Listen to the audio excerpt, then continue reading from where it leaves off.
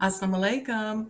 Welcome to the Sajdah Wendy Muhammad YouTube channel. This is our Tuesday morning show, tentatively entitled The State of Black Business. But today we're going to highlight a Black woman in business, one of my mentors in my head, Sister Annie Malone. So get your coffee, sit back. It's really a coffee talk. Give us a few minutes to let the algorithm know, let everyone know that we're here, and we'll be right back.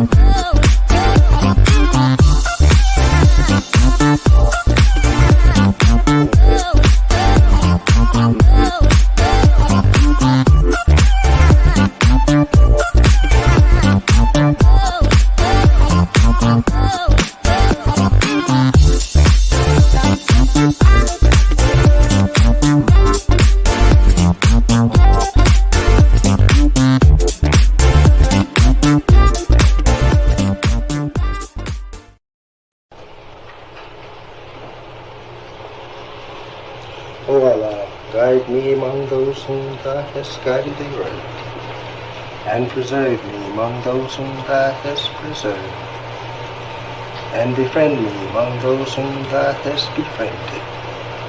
Bless me in whatsoever Thou dost grant me, and deliver me from the evil of what Thou hast judged. Surely Thou judgest, and none can judge against Thee, and he whom Thou befriendest is not disgraced. Blessed art Thou, O Lord, and exalted be Thee above what they set up besides Thee. I bear witness, nothing deserves to be served besides Thee, and I bear witness that Muhammad is Thy servant and apostle. Amen.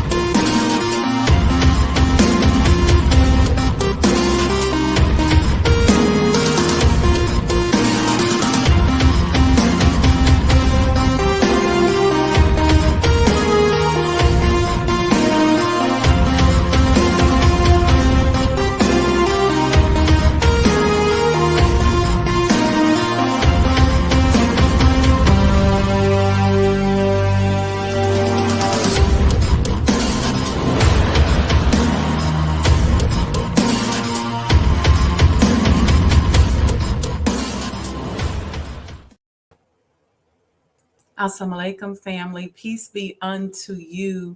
Welcome to the Sajdah Wendy Muhammad YouTube channel. And Tuesday mornings is a new show that I started called The State of Black Businesses.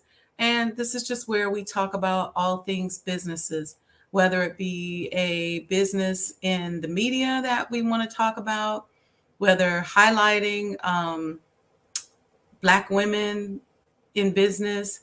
One of the things that I've done throughout the years of studying business and understanding business is I went on a search many years ago to begin to find women who looked like me, who were in business, whose lives I could study.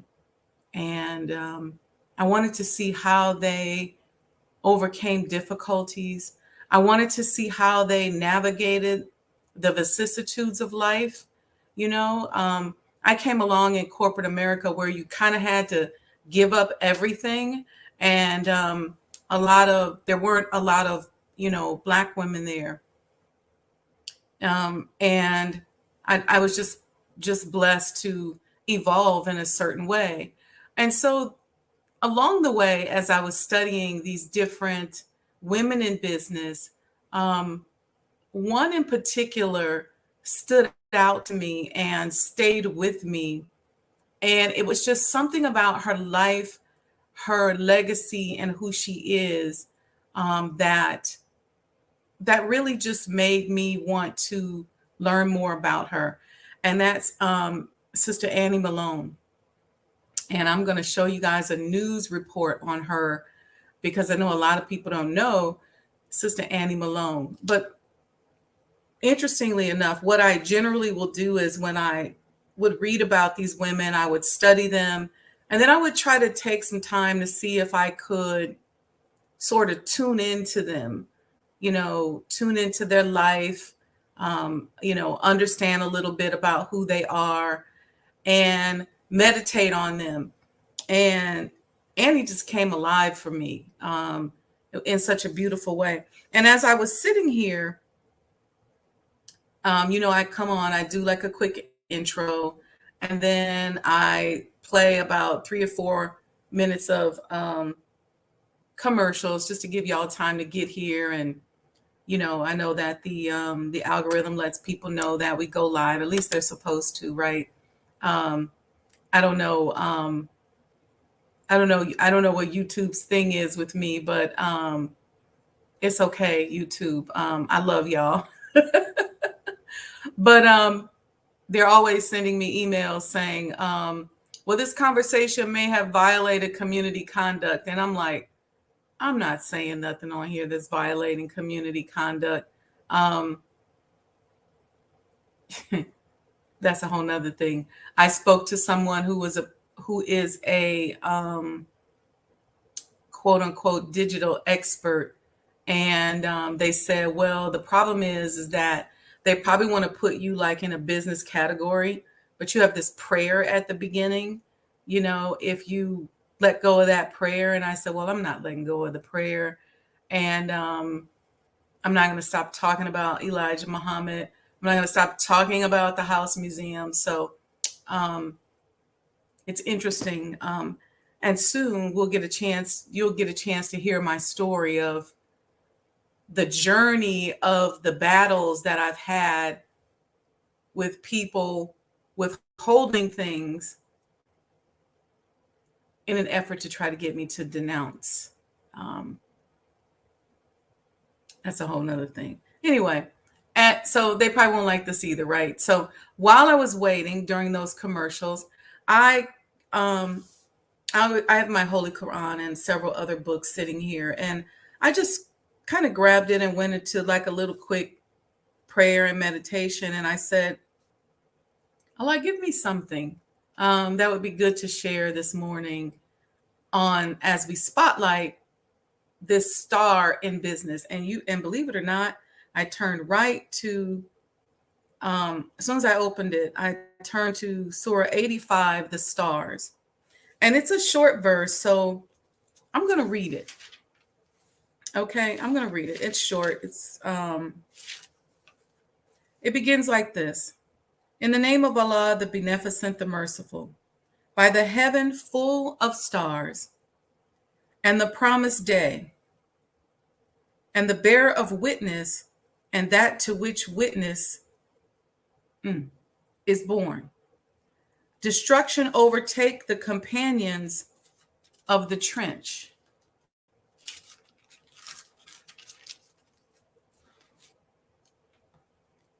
The fire fed with fuel when they sit by it, and they are witness of what they do with the believers.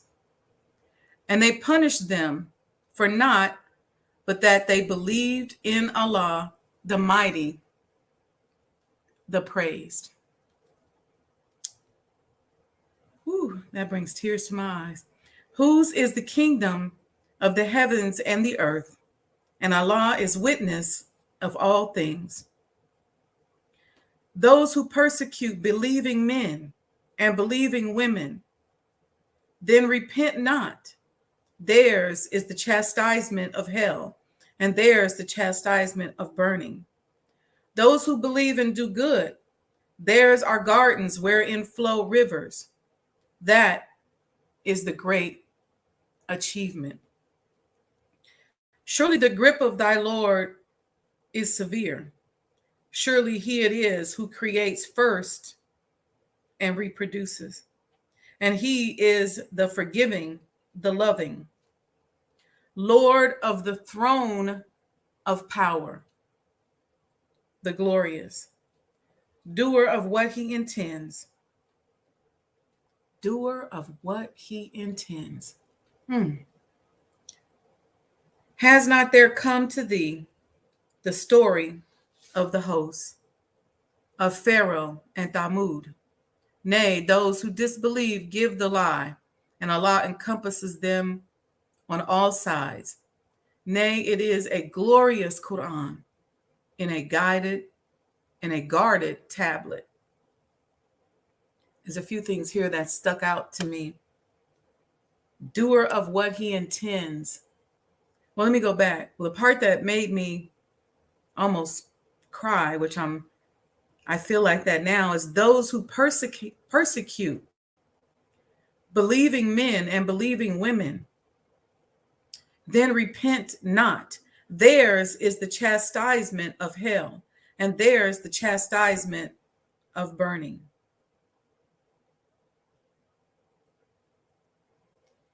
I started the conversation talking about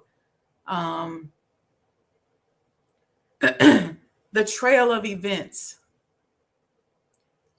that have been designed to get me to denounce what I'm doing with this historical museum and in uplifting the name of the Honorable Elijah Muhammad.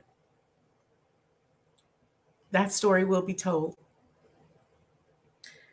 But the doer of what he intends is powerful to me. And it's powerful because as we go through the vicissitudes of life, sometimes we forget what Allah's intention is, what his intention is for us, what his intention is for our lives, and what his intention is for bringing us here on the earth. And so something that I always remind myself of is Allah will do what he intends to do. I say this to myself. Allah will do what he intends to do. And what I believe that he can do, he will do. And that's a little motivation for you all this morning. That was not intended. I didn't plan on having a little breakdown this morning, but it is what it is. So as I study women in business, right? as I mentioned, I try to tune in a little bit. I try to meditate on them. I think about them. I'll talk about them to my friends and just to kind of make them come alive a little bit to me. And Sister Annie Malone was one of those persons for me. She is now my mentor in my head. I'm so obsessed with her. I have a little replica of her building in that she built in St. Louis. I have a map of the properties she had in Chicago. I have this sign from her. This is an antique sign, actually from her business, Poro College. So I'll play a little video, and I want you guys to get to know her a little bit. I think you'll be interested. She actually, excuse me, in fact, is the first Black female self-made millionaire. She actually trained, and Madam C.J. Walker was one of her students. Netflix got it wrong, and they oftentimes get it wrong in the story. And one of the reasons why it's wrong is because if we don't have family member and people like me who are telling our stories, Black women are oftentimes written out of history. And Madam C.J. Walker's family has done such an incredible job at keeping her legacy alive that people kind of tend to expand her personality and distort it even a little bit. But kudos to her family for the great job that they've done in honoring her. And unfortunately, Annie Malone's family has not been able to do that, and it just hasn't happened. And who knows, maybe there's something in her history or somebody that she ran up against who decided to unperson her.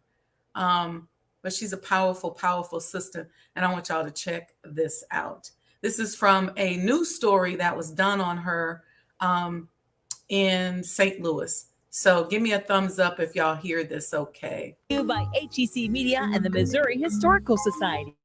Hi, I'm Dr. Jody Sowell from the Missouri Historical Society, and this is History Spotlight. Born in 1869 in Metropolis, Illinois, Annie Malone was an American businesswoman, inventor, and philanthropist. She is considered to be one of the first African-American women to become a millionaire in the United States. Public historian Cecily Hunter tells us how she forged this path in St. Louis. So we're here to talk about Annie Turbo Malone. She was born in Metropolis, Illinois, to Robert Turbo and Isabella Cook in 1869. She went on to become the self-made millionaire who invented Black hair care products to cater to the needs of the market. So she initially started selling her products in Lovejoy, Illinois. When she came to St. Louis to Market Street, she began to expand her business even further. By 1918, she would open the doors to Poro College, serving as a site for Black cosmetology and expanding her brand, Poro, the Poro system, more broadly, nationally, and even internationally.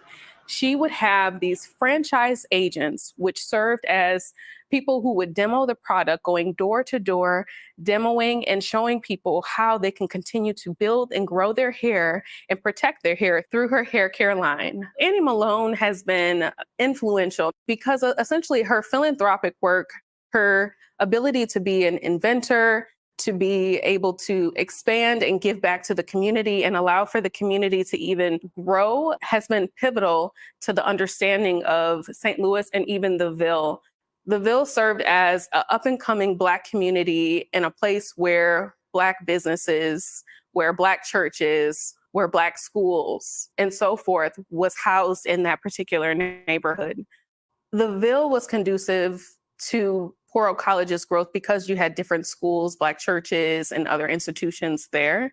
And so Poro College really served as a place for people to come and to thrive and to be one with community and in community. And so that's why it was so meaningful to have it there in the Ville. This particular building served as a place for Black community members. So essentially, it was a place for all things you can think of. It had a gentleman's parlor, it had a rooftop garden, it had dormitories, you name it. This was a place where Black people would come to build community, to build camaraderie, and to serve as the Mecca essentially in St. Louis. And it became a place where people would go when they couldn't go elsewhere in the city of St. Louis because of segregation and things of that nature. But this became that place where they really invented themselves and did incredible things with what they had and the resources that were provided by Annie Malone.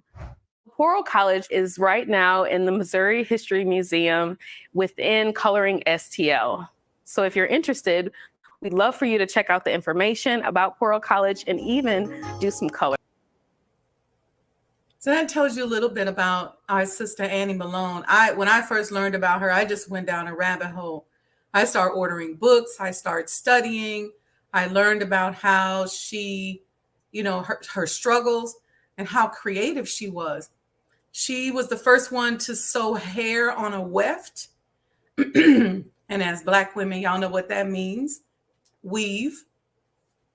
The pressing comb was actually hers. And all of these different products that she made and created. She had a lot of famous students, one of which was and is Madam C.J. Walker. She had sales reps all around the diaspora, including a few on the continent of Africa. I understand there was even a couple in Liberia. So she was a fabulous woman. She was also a philanthropic woman. She had an adoption agency. There, she cared about orphaned Black children, likely at a time when people weren't really taking them in.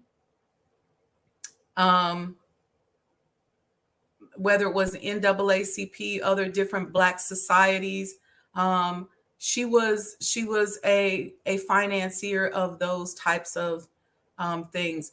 I started to study her personal life, and you'll see her. She was the first woman driving around, Black woman in a Rolls Royce. She had beautiful homes in St. Louis and later in Chicago. She was married.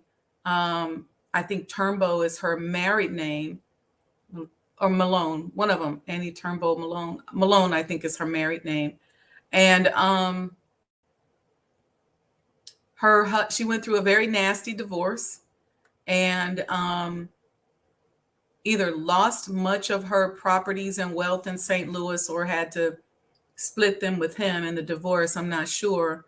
And then she came to Chicago, ended up owning an entire block on what is now known as King Drive. And she passed away here at Providence Hospital. So just a very rich and luscious life. And if you get an opportunity to study her, I suggest that you do. But I do this with a lot of our history makers, where I just kind of go and dig into their life, and I just sit back and I try to think about what they went through. What was most time when you see people who become very philanthropic, or they become very big and into certain things like adoptions, was there an event that happened in their life that caused them to be that way? And I just think that oftentimes as Black women, we are unpersoned, written out. A lot of times the work that we do from the civil rights movement all the way up until now is oftentimes written out, and people don't, want to talk about it. We have a tendency to put these parameters around one another, but especially around women. And we say, well, if she's not coming around, if she's not doing what we want her to do exactly, or just falling in line based on how we think a woman should be, then oftentimes we don't get honored and we don't get recognized. There's a couple of specials out here on YouTube that I think you all should check out. And it's just about women who are very pivotal in our history who you don't hear about. You know, I'm so grateful to hear that Byron Allen is talking about Coretta Scott King's legacy in her life and her contributions. I was watching a special yesterday on Medgar Evers' wife. I think her name is Merle Eggers, and it was just powerful just listening to her work. I'll tell you something very simple, because we kind of reduce women. I remember I had a series of meetings with DC's mayor for life, Marion Barry, before he passed. And one of the last ones, we were talking about building hospitals and health and the need for healthcare facilities. And so I brought my business partner, Dr. Dormu, there. And so Marion Barry started asking him, you know, who are your parents? Where are they from? And so he started telling them. And he said, he realized he knew his mother. And he said that when they were in the SCLC and as students, she was very pivotal in supporting and helping them. Who knew? And I just was so fascinated by that. And I was grateful to him for mentioning that. But a lot of times we don't think about that. We confine women to obviously being a mother and raising the children, which is extremely important, maybe going to church. But some of the other things that we've done to support movements and make a difference in human rights and civil rights, voting rights, religious rights, oftentimes goes unnoticed. Man, there's so much I could say about this. I'm trying to be politically correct, only because I'm writing something on this. I'm going to be politically correct to myself. I'm writing something on this, wherein even some of the contributions that I've made personally, that people don't talk about, don't acknowledge, don't know about, and even as a woman, I think oftentimes we just don't think it's important.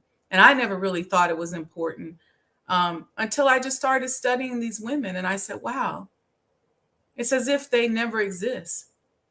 You know, and even if you go all the way back to biblical times, some of you all have been here and were here when I did the Women in the Bible series, which YouTube didn't like. But I got all these messages from them, but it's still up there and it's still out there, and we have the recording. So if they take it down or take us down, we'll just go somewhere else and make a channel. But the Women in the Bible series was an interesting one because we see these names and we see how the names have been changed, but the power of these women and what they did,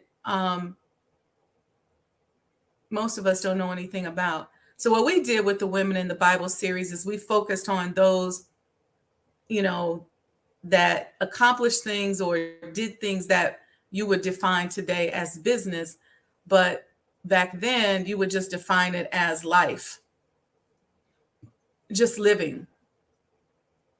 I heard Sister Ava say that a lot of the traits that we have today as women have only been considered masculine in this time in society, because femininity has been predefined by a religious society and a pop culture.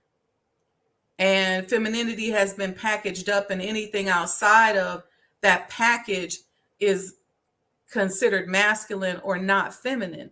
But women throughout history have been utilizing and developing these traits, and they've never been considered to be not feminine until today. And I think it's interesting because society even has our men all mixed up, where they look at certain things as being feminine, when prior to this society that had never been considered feminine. But it's just all a European construct and a colonialized construct. That's interesting, right? Women have always been builders and developers, and obviously childbearers, right, from the beginning. And so if you start to pay attention to any truly spiritual men throughout history, from Jesus to Moses to Elijah Muhammad, there was not a lot of packaging, if you will, of women. What you began to see was women being protected more, because at a certain point, I'm trying to think of the time in history. I was trying to think of the dynasty, but at a certain point, we began to be preyed upon and seen as objects of desire, sex objects, and things like that. And so the protection got there. But if you look at any of these men, there were women who financed their movements, like Jesus. We learned that yesterday on the clip that we saw with Sister Ava. There were women who obviously fed the group, the multitudes. There were women who set up trading posts. You can go all the way back to Queen Amina. There were contingents of women who went out and did contract work and business. That was the case under the Honorable Elijah Muhammad. So this is going to be an interesting time for us as women to begin to redefine who we are. I won't say redefine, but to expand who we are in the eyes of the world and in the eyes of society. And I'll say this last thing to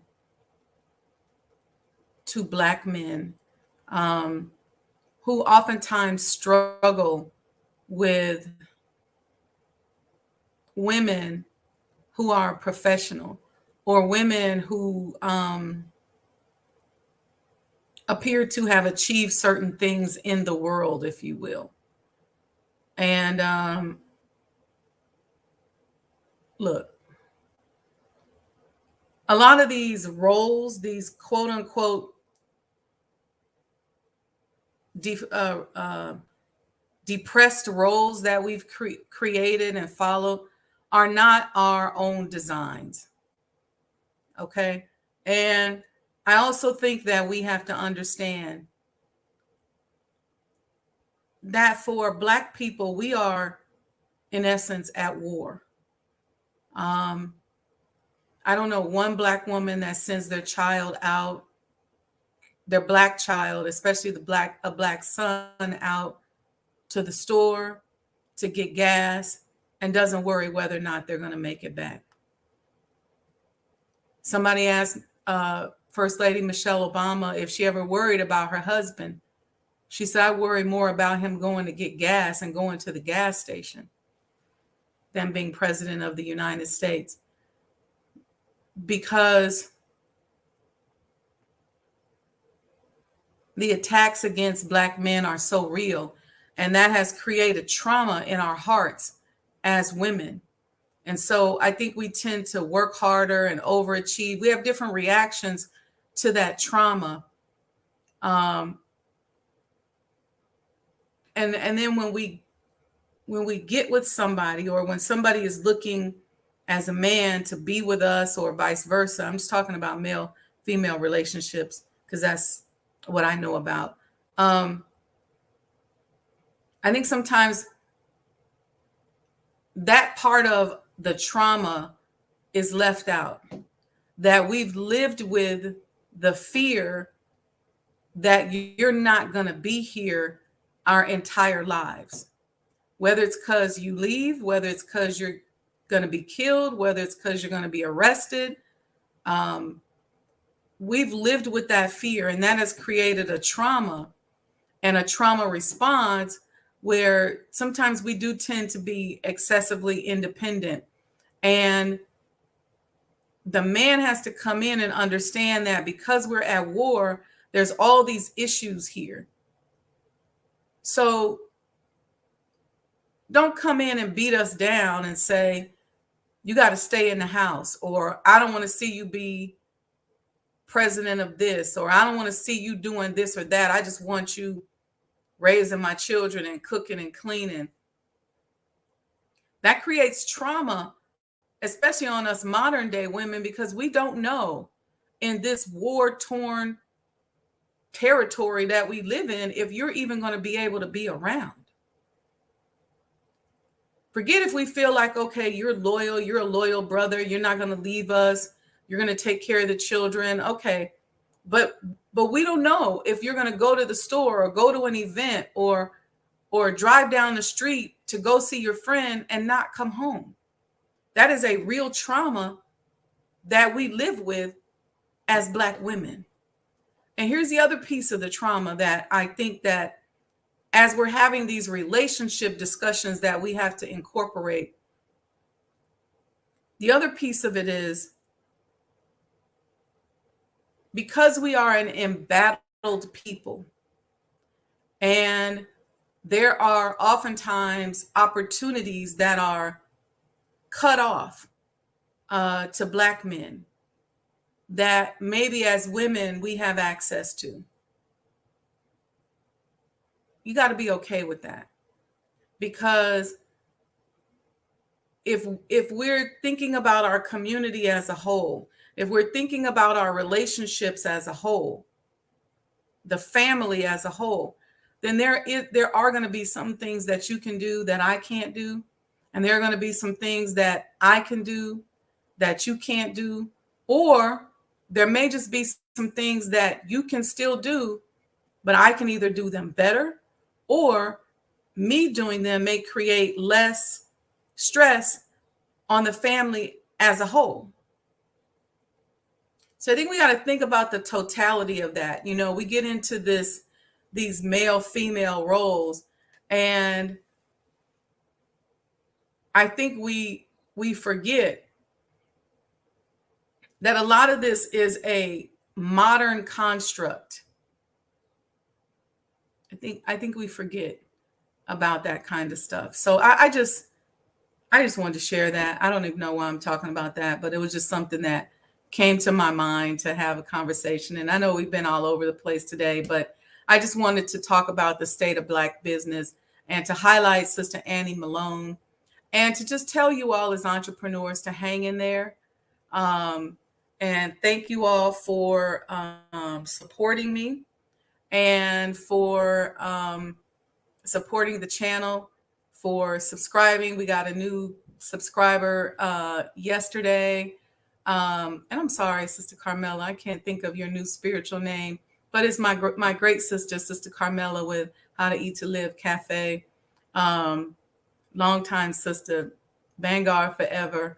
So thank you, sis, for being a subscriber. Thank you to all of you in the chat. I see you here. Clarence Khalil Neely says, never let go of prayer. Yeah, Brother Clarence. I've gotten offers for the show to be on other platforms. And they always say, drop the Elijah Muhammad stuff. And I'm like, Elijah Muhammad is no stuff. And I can't drop it. I can't let it go. It's part of who I am. And so the prayer's gonna be there. I'm gonna continue to pray. And it's interesting. Let me say this. This is what happens you all, when you get to certain levels in business. It's interesting because at certain levels, and I say certain revenue levels, and I know because I've kind of been there, at certain revenue levels, nobody really even pays attention to you. And it's up to a certain point. Or if there's certain things about your personality, they don't really pay a lot of attention to you. And then there's certain industries like business and healthcare where those industries, if you will, there's a lot of monitoring of people in those industries because they don't want you to change the algorithm or change the system, because the way the money is made is on automatic pilot. And so as you start to elevate, when they want to see if they can get you to let go of certain things, I'm just going to speak very esoterically right now.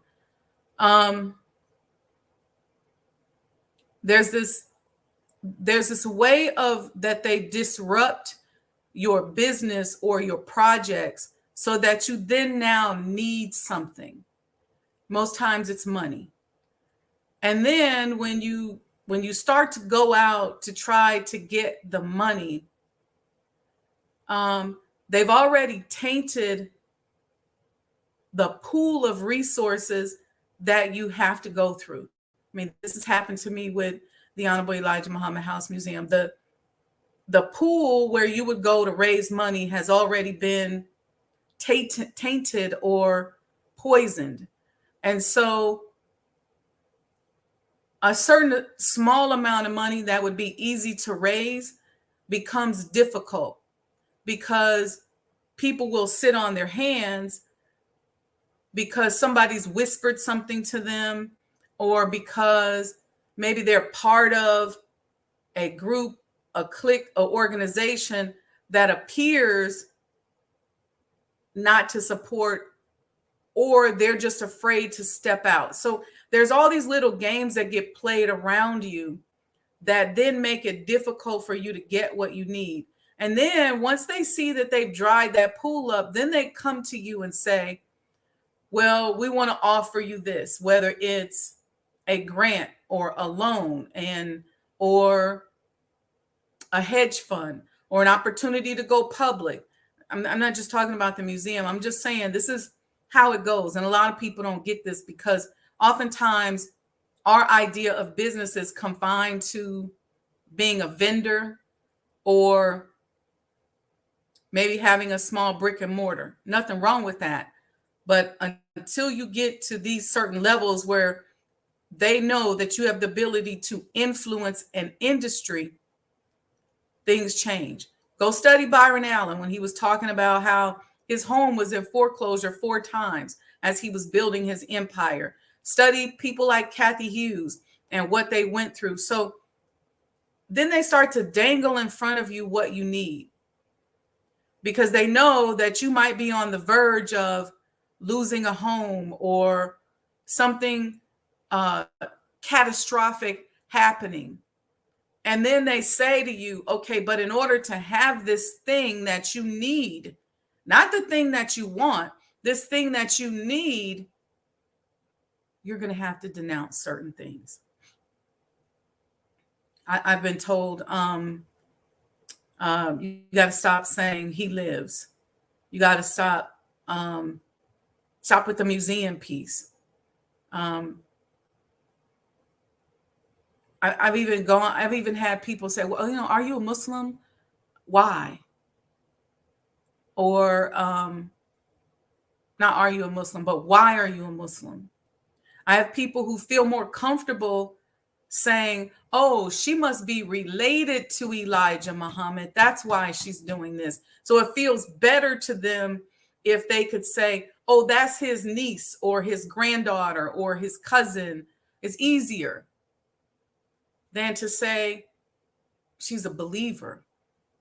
And so the luring away and the dangling of the carrot is saying, you can have this, but you got to stop saying this or that, or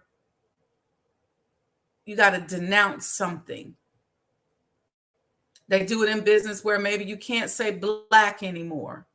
Maybe you can't say black businesses or only for black businesses. And so people will begin to shy away from you because now there's all these lawsuits that people are filing against companies that have programs to support black businesses.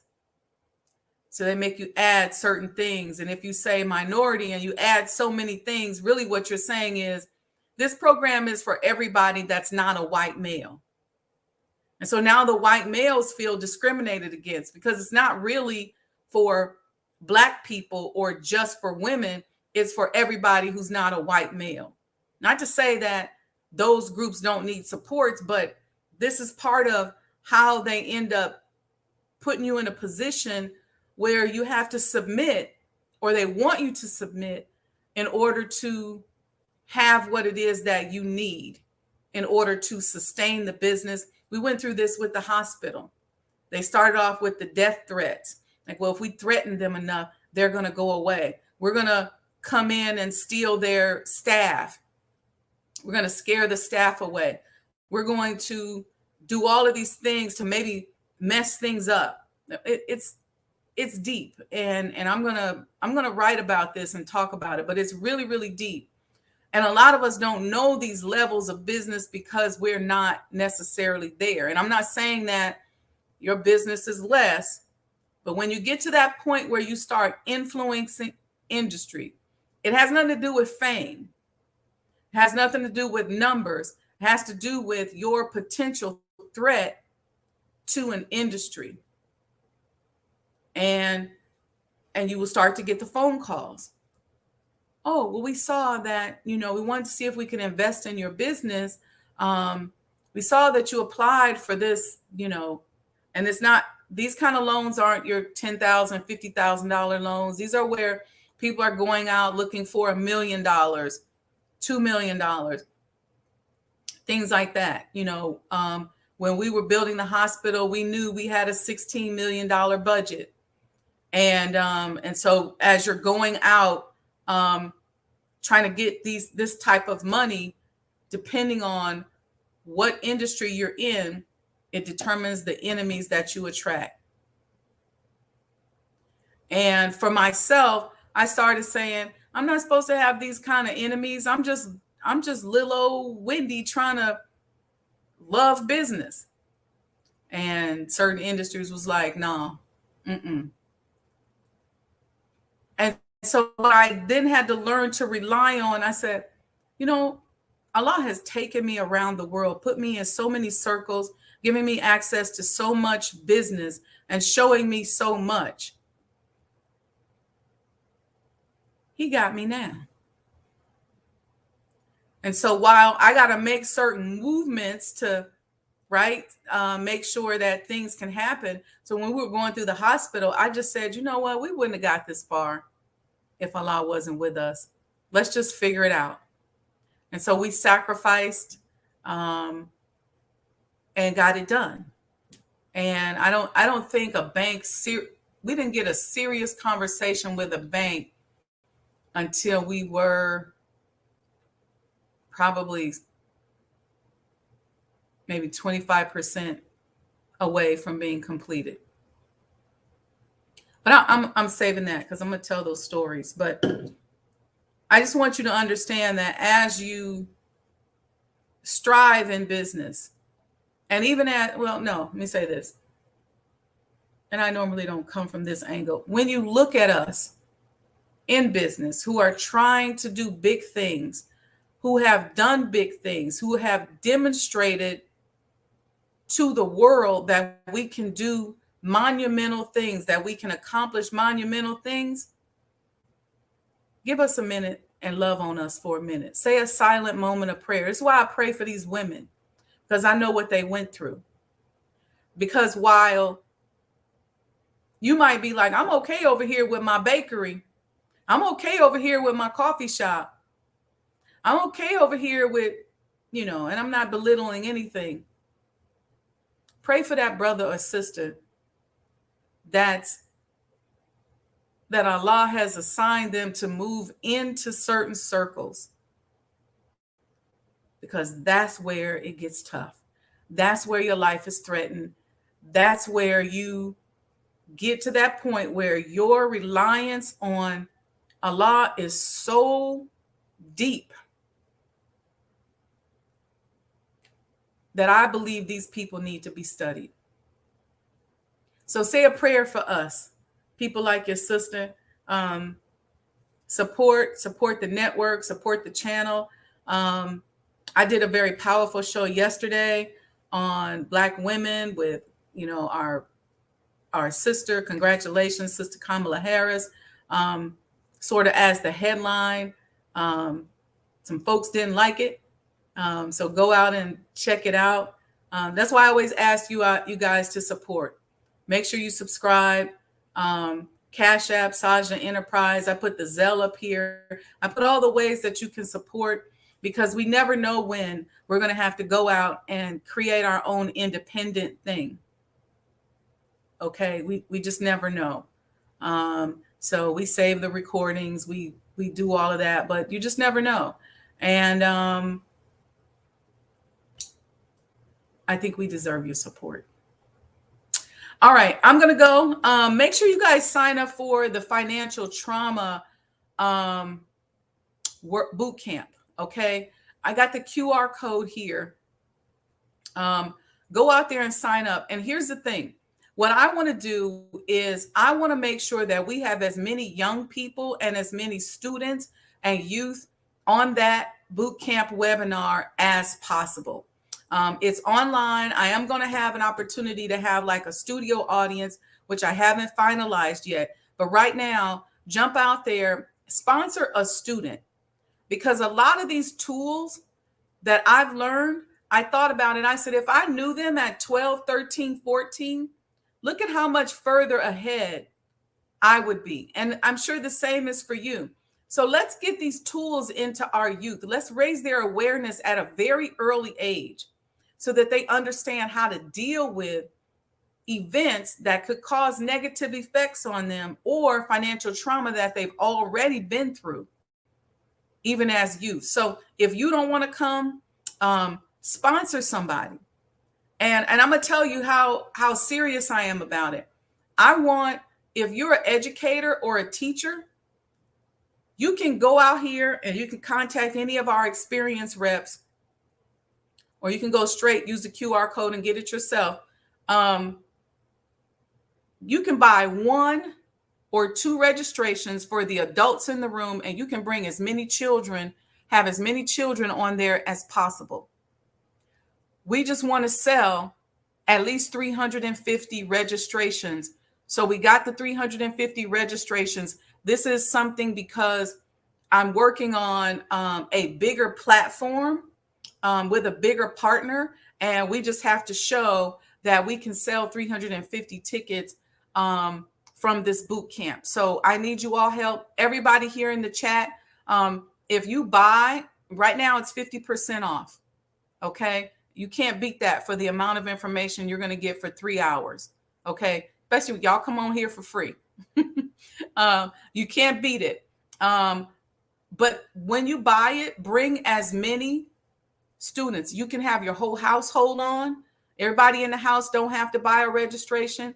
Everybody in the classroom doesn't have to buy a registration. If you got teens and you got small, they got groups, they got friends, and you can have 4 or 5 of those teens come over to the house and you can buy 1 registration. That's how serious I am about it. So if we sell 350 tickets and we can impact 3,500 Black teens or young teens in general, Black and Hispanic primarily, because this financial trauma is kind of going to be geared towards some of the things that we go through. It's not racially limited. So I don't want you guys to think that, and don't let that propaganda stop you. But Let's sponsor our youth. It's already set up. The QR code is already set up. It's at 50% off. Sign up today because the discount is going to end on the 26th. Okay.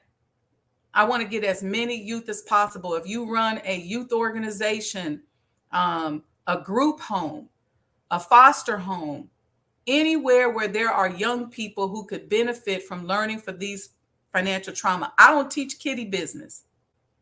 I teach real business to students and youth. If you got a school, find a way. Maybe you and the teacher's aide can buy your registration, or maybe y'all can't afford that and you can just buy your registration. But make sure you put at least 4 or 5 youth, okay, on that boot camp. So jump out there, use the QR code, and do it today. Okay. Thank you, Sister Betty. I think she's referring to the show yesterday. Go back and check it out.